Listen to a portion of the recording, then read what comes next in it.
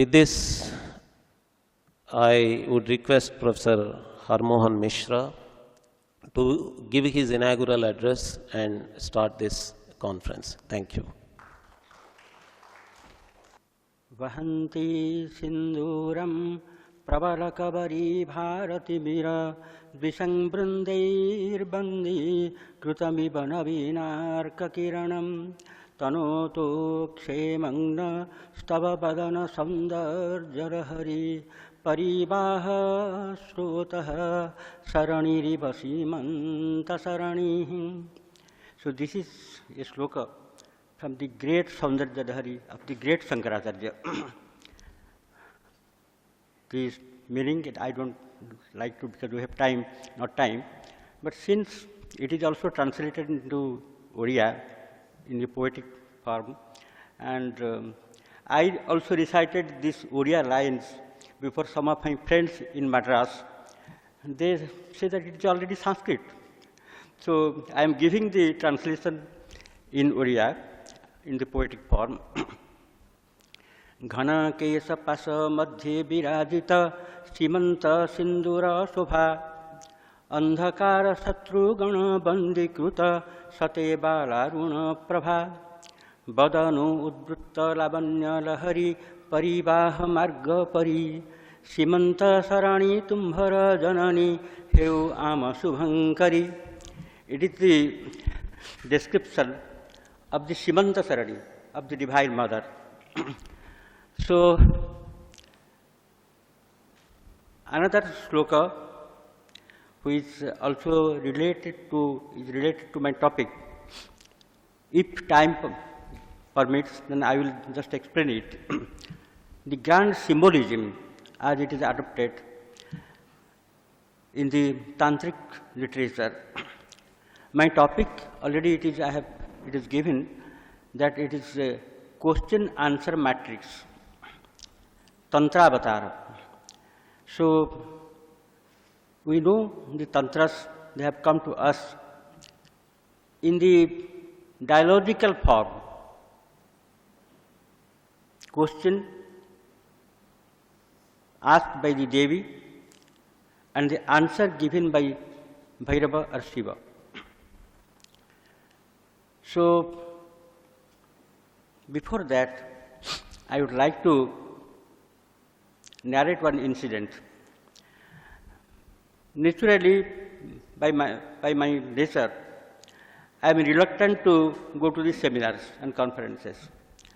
Unless I am dragged by somebody, and most of the times, Swastik is sitting here, his professor, who was there in Madras University, Professor Mishra, he always drags me to this seminar or that seminar, otherwise I never go. But somehow or other, another friend dragged me to a seminar conference near in 1997 or 98, I don't remember the exact date. It was in Bangalore. In that conference, usually I participate, sometimes very few seminars I visit, and usually I participate in the Advaita Vedanta sessions. But accidentally, somebody told me that you should go to the Tantra session. In conviction, I am an Advaita Vedantin. And in practice, I am a Tantric, because Tantra is the practice of our age-old household affairs and religious affairs. So there is no contradiction, there is no confusion. So in that conference, I participated in the Tantra section, and I wrote a very small paper that is a critique of Hridlekha. Hridlekha is the mantra, Hrinkara, which is so famous as Devi Pranava in the Tantras. So I wrote the paper, it is not yet published. I wrote the paper, but one incident I should mention. In my session, Professor Filioza is a very great Indologist from France. Professor Filioza, and his father was also a very great Indologist and married to an Indian lady. So Professor Filioza was presiding, he was the chairman, and others very famous people in Tantric study. Bettina Bomer, she was there. Bettina, she is also very great personality, dedicated to Tantric life and Tantric. Austrian lady, Bettina, and Professor K.V. Tripathi was there. Professor Sen Sharma from Bengal, he was closely associated with him. He also is a very great scholar in Shaivism, Professor Sen Sharma, and others so many people were there. From the very beginning, the chairman, of course, he was a very great scholar, Professor Tilioja, he started with this line, what the Tantra is. He said, the Tantra is the grammar of rituals. Tantra is the grammar of rituals. Unless we know grammar, we cannot understand language. Likewise, we cannot understand ritual unless we understand Tantra. So, we know mathematics is the language of science. Likewise, Tantra is the language for ritual. When my time came, I said, yes, Professor, you are right, but it is only one side of the story. Actually, in the higher sense, Tantra is the science of higher consciousness. It is already everywhere we find, it is Chit or Chetana, which is the basic objective of Tantric sadhana and study. So I said, and everybody, I just have remembered, appreciated my standpoint, and also what I told, I explained my paper on Hridlekha on that line. What I would like to impress on the mind of others is that, as Dr. Nagaraj has told us, that Tantra is widely misunderstood. It is why it is misunderstood? It is not properly studied. Actually, now the thing happens that even for the study of great classical philosophical texts, we don't find so many people are there interested. Even for a simple text, if you go to the entire India through India, you will never find a person who can make you understand the text. One thing, I was reminded of an incident. I was sitting in Madras University in the chamber of Professor Mishra, when somebody from some foreign country, he was working on Malini Vijayottara Vartika. Do you know him? Malini Vijayottara. You were not there at the time, maybe. Malini Vijayottara. He said that the entire country, including Banaras, and even the very place of the writing of Malini Vijayottara, Kashmir, he has gone and everywhere, but he didn't find any person who can make the text understand. So, Professor Mishra told me, he called me Bhaina, an elder brother. You see what he has done. When I went, just have gone through that text, I said, is it the meaning of the text? The difficulty is that very difficult texts are not properly studied, and new generation is not studying the text. That is a different matter, but we come to the topic, question and answer, the matrix. Everywhere we see there is a question. Without a question, no knowledge pursuit can be made. When we pursue something, to know something, even the question is not asked in the language, in our mind, the question is raised. So it is the necessary beginning of any knowledge pursuit. And what Tantra is actually, how the question is raised, we know that in every Tantra, there is a question and answer. The question is raised by Devi, and the answer is given by Bhairava. What is that? What is the difficulty in it? What is the mystery in it? Yes. When I studied the Tantric texts, previously I was interested in the Kaula texts, because in Orissa, Assam and Bengal, the Kaula tradition was prevalent. And also to Sri Vidya tradition was somewhere in Puri, around Puri was there. And when I went to South India, it was the chief Tantric tradition, Sri Vidya tradition, and in the very highest order of understanding you can get in from there, from South, because greatest exponents of Sri Vidya were from South, like Bhaskaraya. So, the question and answer I understood in a better light when I studied the works of Abhinavagupta. And now I am working on a translation of Paratisika Vivarana of Abhinavagupta. And in that, I got a different understanding of this question and matrix.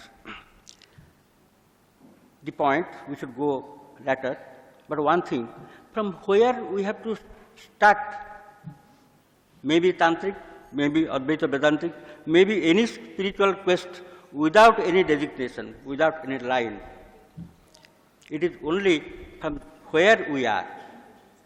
The very empirical knowledge is the starting point of all our quest. There is a line, Asti Prakasata iti Vyavaharaha Pravartate. All Vyavahara start with these two, Asti and Prakasate. If we say that it is a table, then we have to take for granted that the table is, that is the Asti, table Asti, and then table it also manifests. We know that it is a table, it is knowledge, the knowledge side. One is the ontological side, deals with existence. The other is the epistemological side, deals with knowledge. These are not two different problems. It is the one problem seen from different angles. So, asti prakasata iti vyavaharaha pravartate tatchastitvam prakasatvam kasminnarthe pratishthitam. And where actually it rests, this asti. I say that the table is asti, it is existent, it is, the mic is, the book is, the hall is, the entire world is, we are.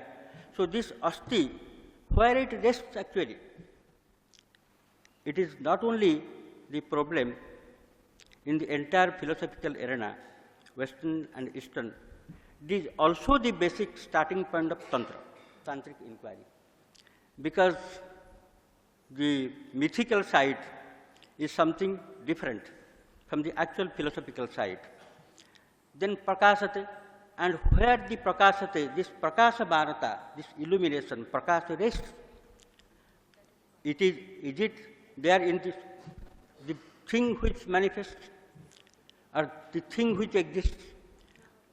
For example, if you say that Ghataha Asti, the Ghata is there, then, and Ghataha Prakasate, then is it that the Astitva resides in the Ghata, or Prakasa Manata, illumination, also resides in the Ghata?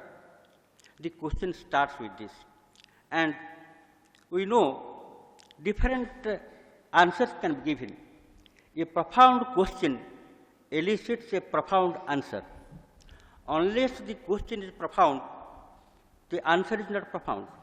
Once in Madras University, I asked my guru, the great T.M.P. Mahadevan, that, sir, this so and so, the Vedantic concepts are dealt in this manner, in this book, in this. One answer he gave me. And that answer is not only the solution of all differences in Vedantic scriptures, but all scriptures of the world. That is, he said to me, that Mr. Ji, you see, the problem is never solved in philosophy. It is dissolved. There is no solution, there is dissolution. At a certain level, there is no problem. So, the things which you are just asking me, these are in the level of solution. They cannot be solved. But when we rise above that, they are dissolved. So, likewise, the problem, the profound question, what is a profound question? For example, we see, before going to the exact point of Tantra, the question-answer matrix, we should see what the question answer are. For example, if somebody asks, there is ghata asti, the jar is there, the pot is there on the ground. Then somebody asks, what is the jar? Then the answer is, a jar is a certain type of something in which some water can be loaded, or something, some use of the jar, and it is made of this or that. So this is the answer. But it is not a profound question, neither it is a profound answer. But when we go to the scientific level of what this jar is made, which is the basic elements of the jar, then we may go to physics and chemistry and find out the things in which the jar is made. Then if we go to the another level, the level of experience which science cannot solve, it is the question, what is actually we experience as the jar, the experience of the jar itself. And then another dimension of the jar will open. That is, the jar is not made up of the atoms or the subatomic particles. It is, as it is experienced, it has a certain color, certain space it occupies, certain shape, etc., etc. So all these, they are not the matter of scientific investigation, but they are the matter of philosophical investigation. Philosophy begins with the question of the experience and critique of experience. But again then, we have more profound questions. When we even go beyond science and philosophy, that is the starting of spirituality. May not be religion, but spirituality. The quest for the ultimate reality.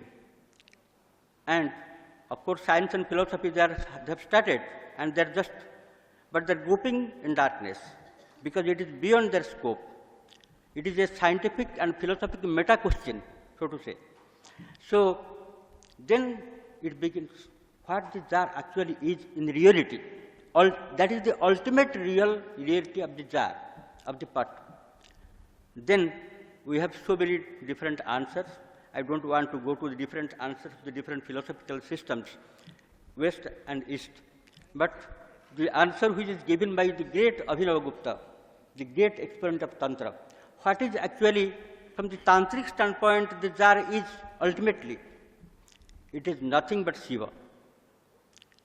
So, Abhinava starts this his inquiry in the great Tantraloka, which is the greatest work written in India or in the Tantric tradition, that is Tantraloka. The shloka begins, Jnayasya hi param tattvam yah prakasatmakas shivaha na yah prakasamanasya prakasyam vastutadiva.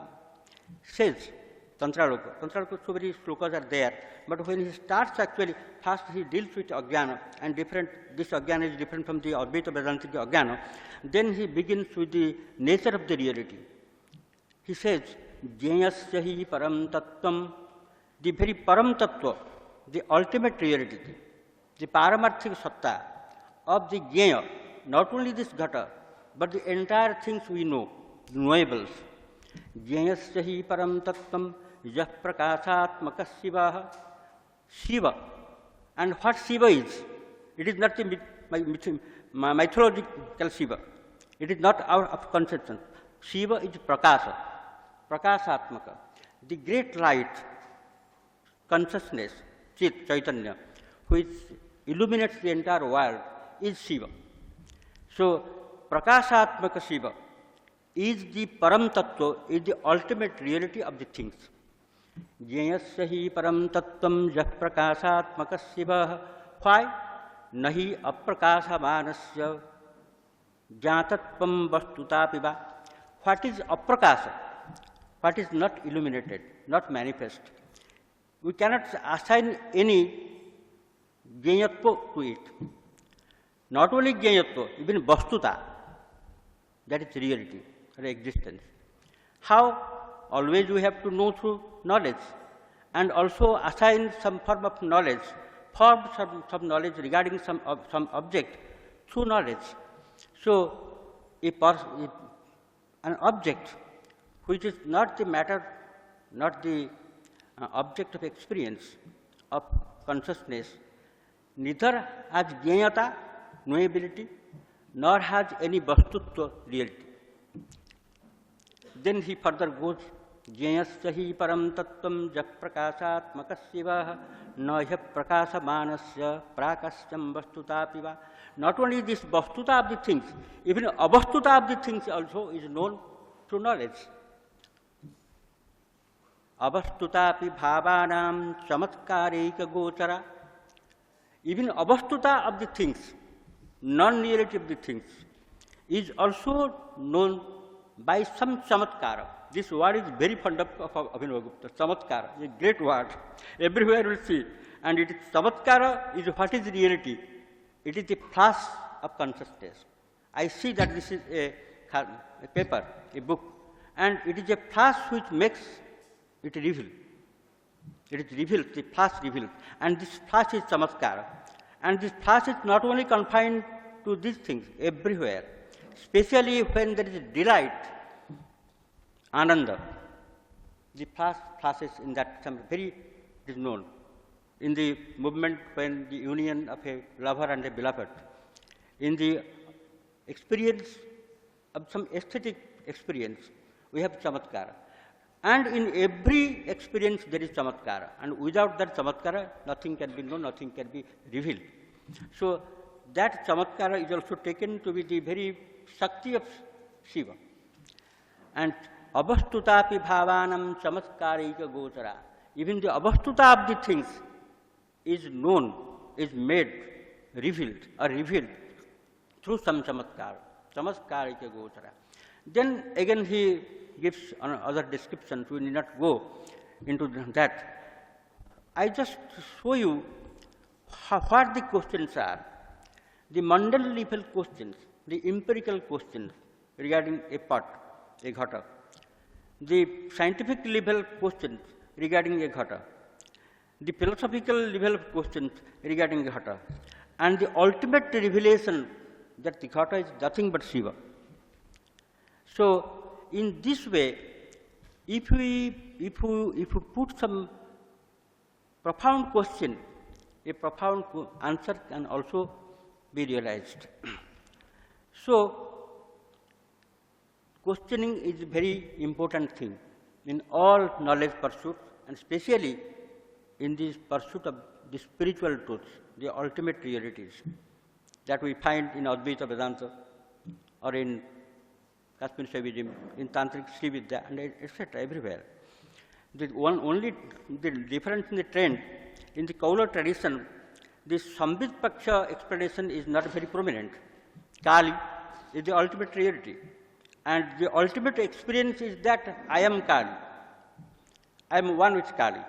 And that Kali I am telling about is our Kali in Odisha, Bengal, Assam, the Kaula tradition. And Kali in Kashmir, in common tradition, is something different.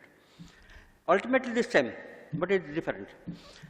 Anyway, but Sambit Paksha is very prominent in the explanations of Tantric texts in Kashmir Shaivism, and especially in Abhinavagupta, in Utpaladeva and his tradition. And also in Sri Vidya tradition. It is just astounding that Sri Vidya tradition in the south and Kashmir tradition, they have many resemblance, conceptual resemblance. How it happens, it is something to be investigated from the historical point of view.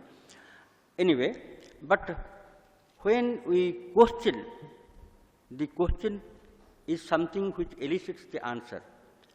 And in the Tantric text, we see, and also it is confusing, because Tantric texts are not always of the same status, of the same condition, because it is not well defined. Tantra, whatever may be the definition of Tantra, we need not go. But so many texts are there which take this name, this Tantra, this is Tantra. And if we compare two texts of two Tantras, especially take for example, one is Yogini Hridayam, a very great text in the Sri Vidya tradition. It is commented upon by the great Bhaskara Rai. So, if you take this, the Yogini Hridaya, and compare it to another text, Yogini Tantra, you will find hell and heaven difference. It is, if you say that the person who is just repairing the cycle, he is also doing some scientific work, he is a scientist, and the person who sends the spacecraft to the moon is also a scientist, that is the thing. So, many things, many texts in the name Tantra are there, which are not very much worthy of the Tantric tradition. But still, we have to take into consideration the greatest texts we find the commented upon by the great Tantric scholars everywhere in all the times to come. So, now we make the inquiry. What is the question-answer matrix? The question-answer matrix is very plainly and very illuminatingly explained by Abhinavagupta in both his great Tantra Loka and in a very, very small but very difficult text, that is the Paratrishka Vivarana. The question and answer, I am going to just quote the text. Different levels of question answer matrix are there. As you have seen from this example, what this pot is, what is ghataha, ko ghataha. Likewise, in the Tantra, different questions answer matrices are given. Different levels of question and answer are discussed by Abhinavagupta. We know this very beautiful sloka, how the Tantras come down to us, how they have descended. The very oft quoted sloka, Guru Sisya Pade Sthitpa, Swayam Devaha Sadasivaha, Prasnottara Padehi Bhakyehi, Tantram Samavatarayat. Swayam himself, Bhagavan Shiva, has split into two parts, Guru and Sisya, Shiva and Shakti, and through this question and answer have made the Tantras descend to us. So, this sloka is there in Tantric text, but the meaning is really very deep. So, this is not really something mythical or something mystical, because what Abhinava says, the question-answer matrix can be applied to any knowledge quest in the world, maybe scientific, philosophy, anything. So, I just quote the slokas from Abhinava's Paratrishka Vivarana. How much time, Nagaraj-ji, how much time it is now? I have 10 minutes I can take? 10 minutes, all right. So, Abhinava explains what actually is question and answer. One thing very pertinent, in any question answer matrix in dialogical order, any knowledge framework, that question is always raised by somebody who doesn't know. So, it is prompted by ignorance. Somebody who doesn't have knowledge, he puts the question. And also, another prominent thing is that the Shishya is always different from the Guru. There is a difference. So, difference between the Shishya and the Guru. And so also difference between the answer and the question are always there. It is presupposed. Without difference between question and answer, without difference between the Shishya and the Guru, no question can be raised. And also it presupposes ignorance, because somebody doesn't know, so that is why one has to raise the question. So, always in question-answer matrix, it is presupposed, prompted by ignorance. But both these things are not there in the Tantra. That is the thing we have to understand. And the entire crux of the problem, question and answer, I think I have read so many texts, I have read so many philosophical schools, both West and East, but nowhere we can find such an answer. It is one of the greatest illuminating interpretation of the Tantra of Abhinavagupta in the very beginning itself. He says, I am just quoting from Paratrishika,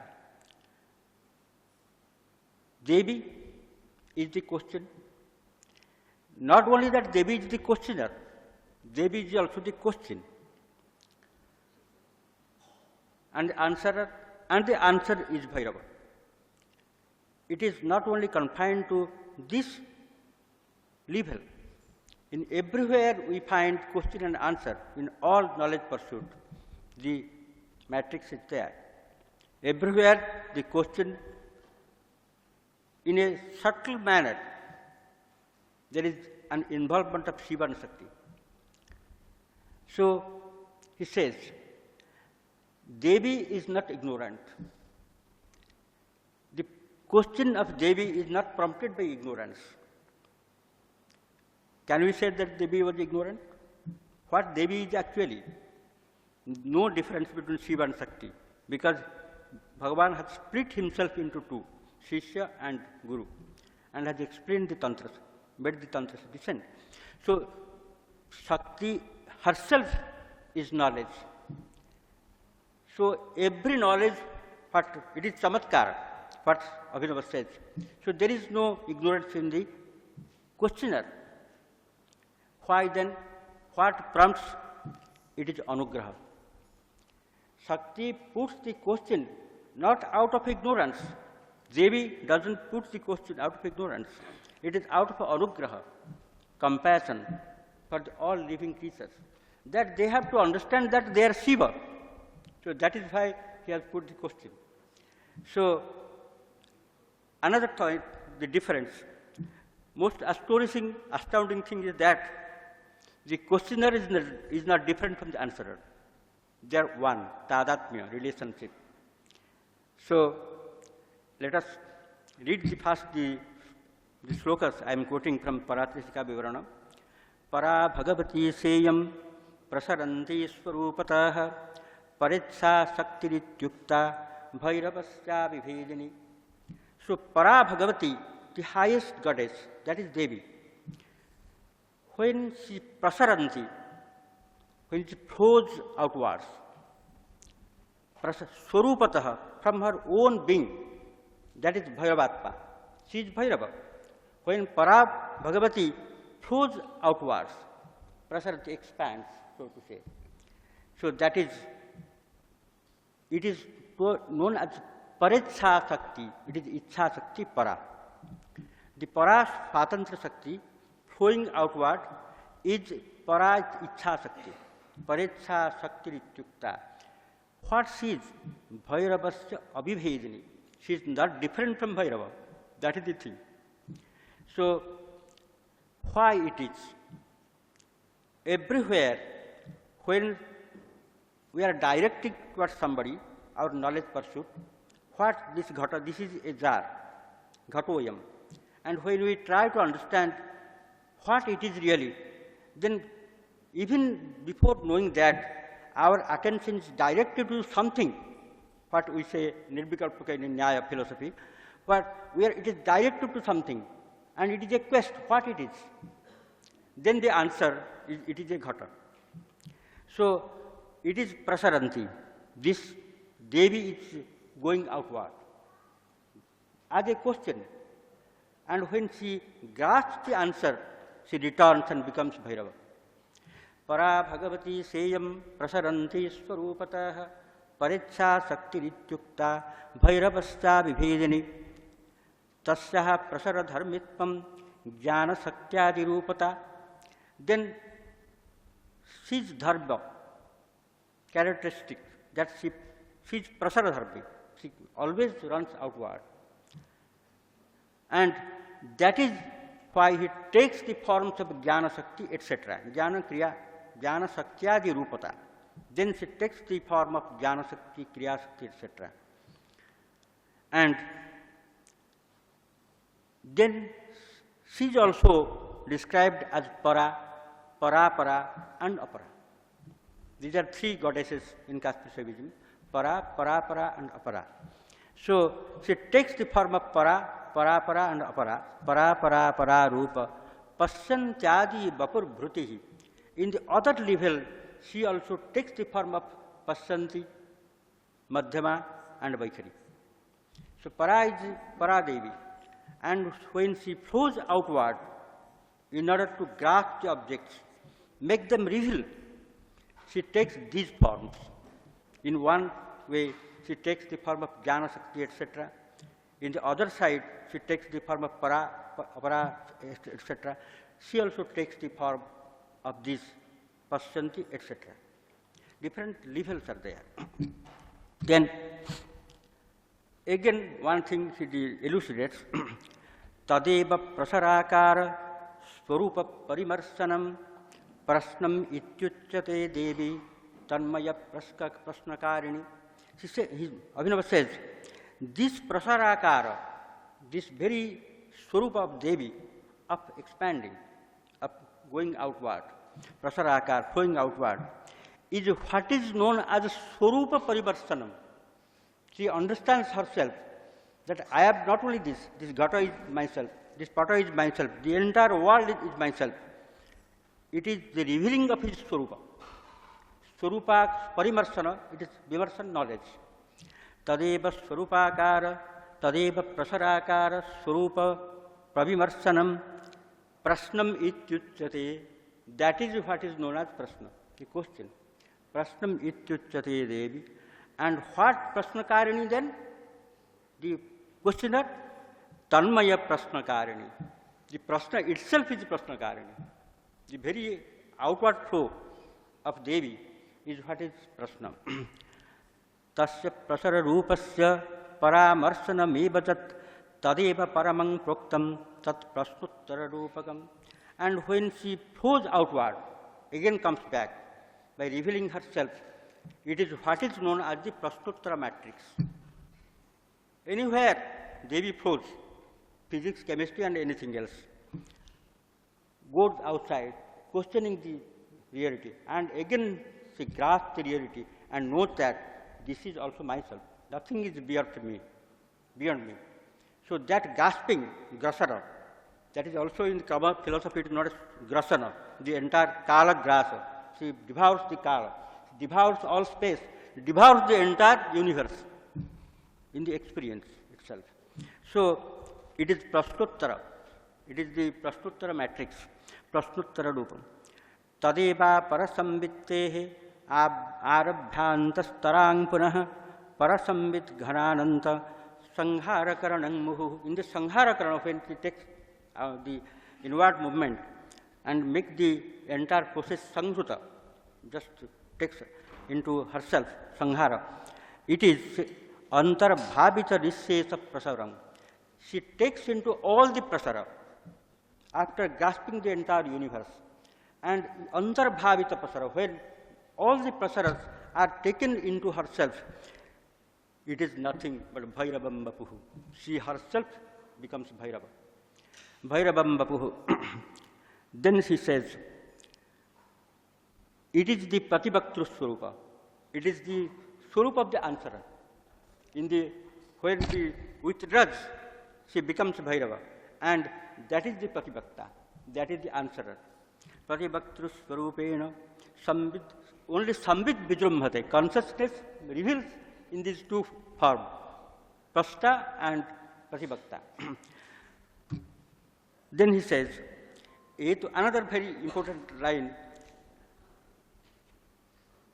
Etau prasara sanghara bakala kalitau jataha tadeka rupa me vedam tatvam prasnuttaratmakam. He says, since this prasara, going outward and coming, withdrawing, these are the process beyond time. We know all the process in the world, they are within time, temporal. It takes some time. I just drag this line from this to that. It takes some time. Even I am standing, it takes some time. But that is beyond time. That very prasara and sanghara, these two ways are beyond time. Etau prasara sanghara vakala kalitau, akala kalita. This very fund word of Abhinava. Another chamatkar is a fund word, and akala kalita is a fund word. That it is akala, not kala kalita. It is not qualified by time. It is beyond time, non-temporal. So, since these two processes are beyond time, are non-temporal, etau prasara sangharo akala kalito jataha tadeka rupa me vedam tattvam prasnuttaratmakam. So, it is one. What is the question? Is the answer. So, when the question itself becomes the answer, that is the ultimate reality. In every knowledge pursuit, there is nothing question, nothing answer. It is realized. It is the realization. What in Tantra, it is also in other things, all spiritual pursuit, realization. It is Swarupa realization. So, the very Prashnottara matrix is nothing but one, and Prashna is the same as the answer, the Uttara. Tadeka Rupam Evedam Tattvam Prashnottaratmakam Tadeva Parasambandham Anuttaratayarmitam Sadartha Sara Sarvasvam Guravaha Prang Nyavedayat. Abhinava says that this is the Parasambandha, the highest relationship between the questioner and the answerer. Is a time already, just I am coming to the end. So, this is the Parasambandha, highest Sambandha between the questioner and answer, and it is what is endowed with the characteristic of Anuttara. Anuttara is also another technical term in Abhinava Gupta. Anuttara, two things, beyond Uttara and beyond Uttara, going beyond. There is nothing going beyond. That is Anuttara. So, it is Anuttara, Anuttaratayana. Sadardha Sara Sarvatvam. Sadardha means the Trika, that is Kashmir Savim. So, it is the Sarvasva, Sara and Sarvasva of Trika. And Guravaha Prang Nyavedayat.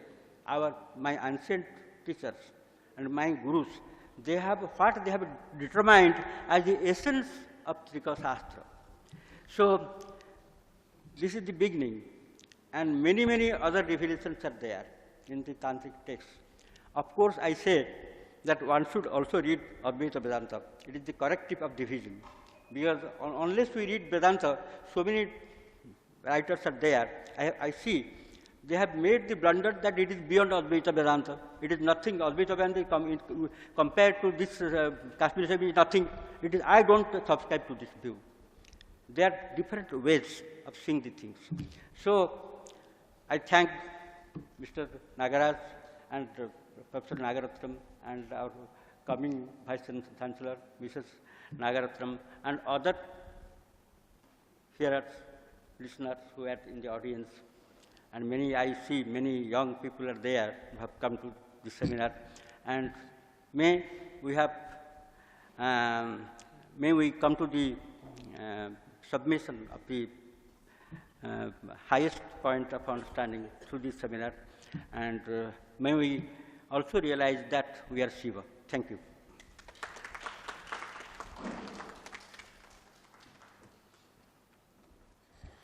Thank you, Professor Mishra, for that amazing topic itself. Topic itself was very amazing.